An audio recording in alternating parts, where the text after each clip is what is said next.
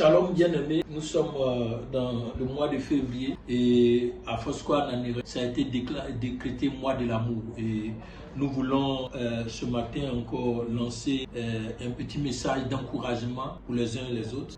Je voudrais insister sur le fait que l'amour est un sentiment et il se construit. Et ce mois de février, nous voulons vous montrer, donner les rudiments pour que vous puissiez le construire. Construire l'amour pour votre frère, votre soeur, l'amour pour votre conjoint, votre conjointe, l'amour pour Dieu. À la réalité, il faut travailler à l'amour. On peut, par exemple, pour les conjoints, ça peut commencer par des émotions, un ressenti.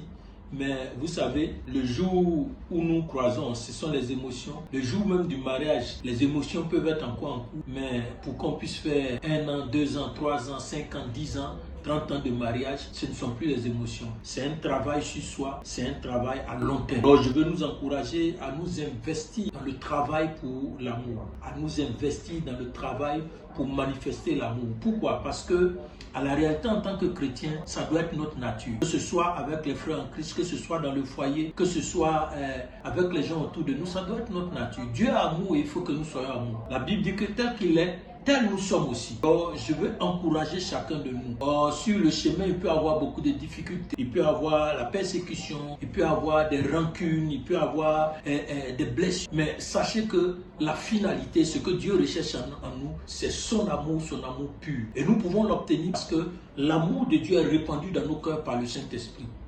Et quand le Saint-Esprit commence ce travail, dès que nous avons reçu Christ, à nous de l'amplifier par nos actes, des actes concrets vis-à-vis de Dieu, des actes concrets vis-à-vis des frères et sœurs, des actes concrets vis-à-vis de nos conjoints et de nos conjointes. Voilà, donc ce mois-là, je prie Dieu qu'il vous fasse cette grâce, que tout ce qui était opposition, tout ce qui dans votre cœur était comme des autels, mais comme des forteresses, pour vous empêcher d'aller dans le sens de l'amour, que tout cela soit détruit au nom de Jésus, que tout cela tombe et que le véritable amour de Dieu naisse en vous et que vous puissiez le répandre autour de vous comme un parfum de bonne odeur. À partir de ce moment-là, vous verrez que de grands témoignages vont faire jour dans votre vie. Que Dieu vous bénisse, que Dieu vous fortifie. Je vous encourage à rechercher la manifestation de l'amour coûte que coûte. Soyez bénis au nom de Jésus. Amen.